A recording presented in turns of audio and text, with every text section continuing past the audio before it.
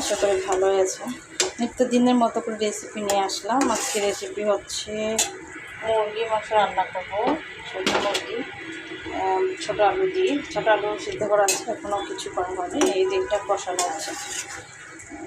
আজকে অনেক কম তো, এর জন্য হচ্ছে এটা লেট হচ্ছে। এটা কষানো হচ্ছে, কষানোর পরে রান্না করবো।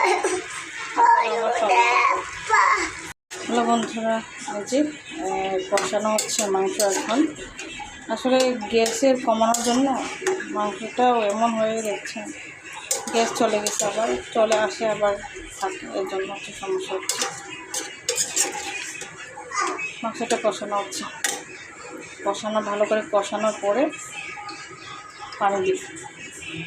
অর্থাৎ আজকে রান্না করবো হচ্ছে কষা মাংস, আলু দিব, এটাকে কষিয়ে নিই ভালো করে।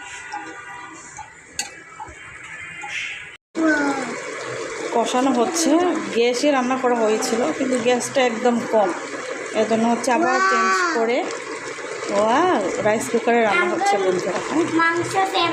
এখন কষানো হচ্ছে। আমরা তো একদম মশলা কম খাই বাচ্চাদের জন্য, এমনি মশলা দেওয়া হয়, শুকনো মরিচে কম খাই, অল্প পরিমাণে দেওয়া হয়েছে। কত সুন্দর মাংস! এই যে মাংস রান্না,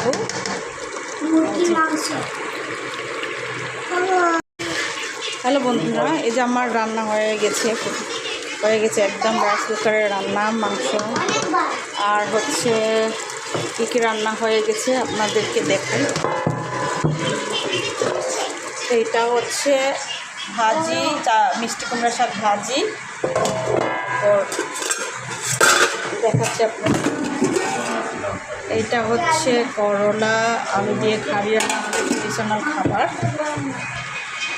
ডাল আছে, এই যে ডাল আছে বন্ধুরা। আমাদের রান্না একদম থেকে আমার ভিডিও দেখবেন, অবশ্যই আমার ভিডিওটি লাইক এবং সাবস্ক্রাইব করবেন। ধন্যবাদ সবাইকে।